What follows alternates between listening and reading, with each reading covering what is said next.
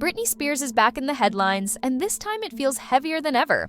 She went on Instagram and told the world that her marriage to Sam Asghari was nothing more than a fake distraction. She admitted she was cut off from her sons for years, and that she survived those days through denial and tears. Right after saying that she posted a series of nude photos with only a rose emoji covering her body. She also shared videos of herself singing in a messy home and speaking in different accents. The internet reacted instantly. Some people see a woman who is finally free and expressing herself. Others see someone who is still struggling. At the center of it all is Britney. No filters, no PR, no stage lights. Just her, raw and unguarded. And the question everyone is asking is simple. Is Britney really okay? Britney Spears admitted her marriage to Sam Asghari was never what it looked like. She called it a fake distraction, a way to cope while being cut off from her sons for 3 years. That loss was the deepest wound, but it wasn't the only reason she stayed in something that didn't feel real. Britney hinted that the marriage gave her an escape from crushing loneliness after the conservatorship ended. It also gave the world the image of stability, the happy ending people expected, even when she was still struggling inside. By calling it a distraction, she made it clear it was never about love. It was about survival. This confession stripped away the glossy picture and showed a woman who was hurting, hiding, and clinging to whatever made the pain feel lighter, even for a moment. She posted nude photos on Instagram with a rose emoji over her body. No caption, no debate, just a clear statement. For years, she lived under a conservatorship. She could not choose her schedule. She could not control her image. She could not make basic decisions about her body or life. Other people managed everything and turned her into a product. When that ended, another layer of control followed her into marriage. She has now called that marriage a fake distraction. It kept her busy while she was cut off from her sons. It looked like stability, but it wasn't freedom.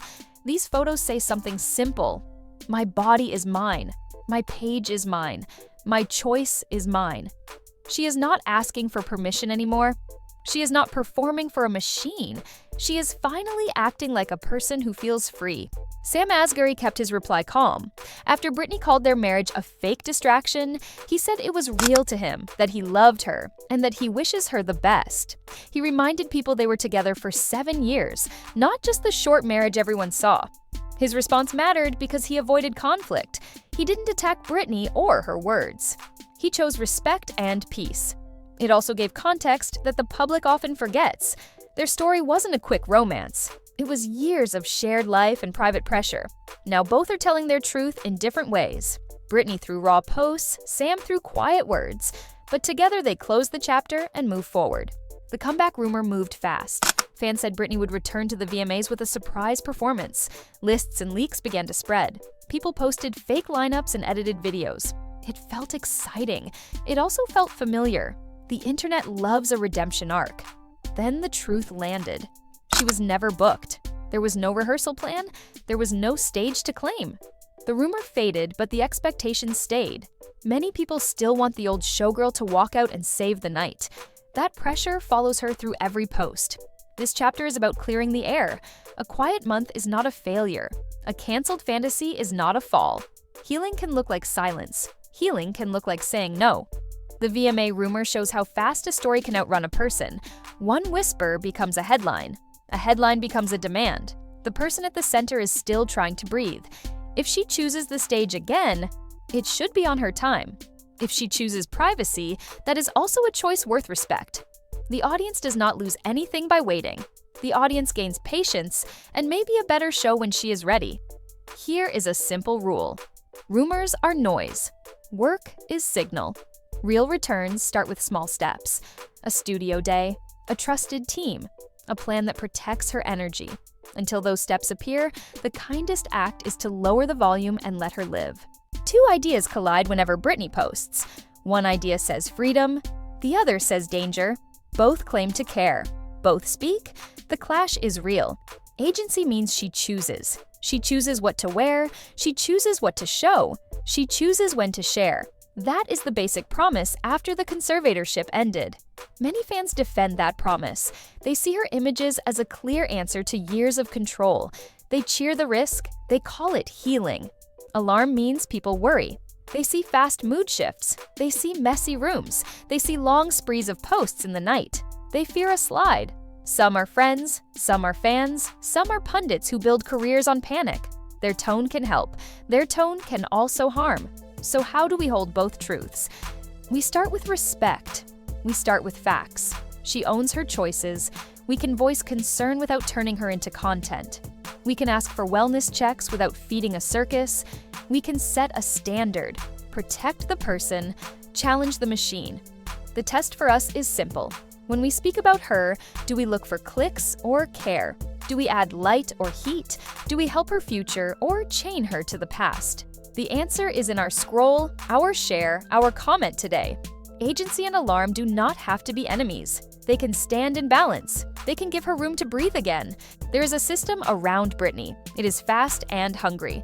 It turns a single post into a headline into a panel into a profit stream. Platforms reward heat over care. Outrage travels farther than empathy. That is the engine. Tabloids chase angles that fit old myths. The fallen star, the wild knight, the comeback queen.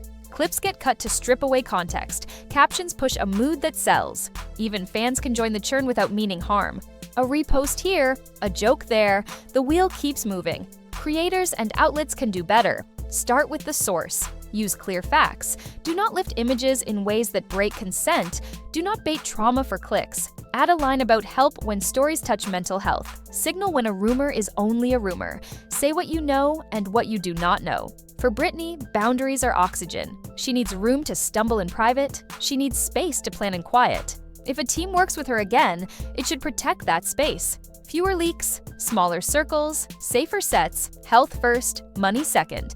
We shape the climate she lives in. One share can reduce harm or spread harm. One title can calm a wave or start a storm. The machine will always seek fuel. We can choose what we feed it. We can slow the spin.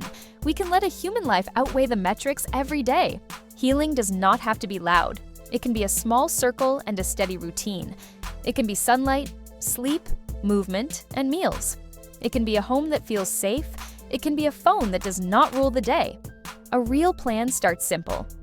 Pick a trusted doctor. Pick a therapist who understands fame and trauma. Pick one friend who tells the truth. Build a week that has time for rest and time for work. Hold the schedule lightly. Check in often. Adjust when life shifts. Creative work can return in steps. A vocal coach in a quiet room. Writing sessions with a guardrail on hours. Short studio days with breaks. A manager who says no when energy dips. A publicist who values silence. A lawyer who protects her rights. A partner who protects her peace. The internet can help by expecting less. Fans can support without demanding access. Brands can respect distance. Media can quit assigning a plot to every post. A pause is not failure. A boundary is not a snub. Healing is a practice. It has relapses and restarts. It has dull days and good days. It is shaped by time, not hype. If Britney chooses the stage again, let it be because music calls her, not because pressure calls her. If she chooses privacy, honor it. The goal is not a headline. The goal is a life that finally feels like hers. Britney's story is not a mystery we solve. It is a person rebuilding a life in public. This week, she spoke plainly. She posted boldly. She drew a line around her body and her choices. Sam answered with respect. The VMA rumor faded. The debate stayed loud. We can watch. We can care. We do not have to feed the machine. If she returns to music, let it be on her time. If she chooses quiet, honor it. The goal is simple: a life that feels safe, a voice that is hers, a future she writes for herself. At last.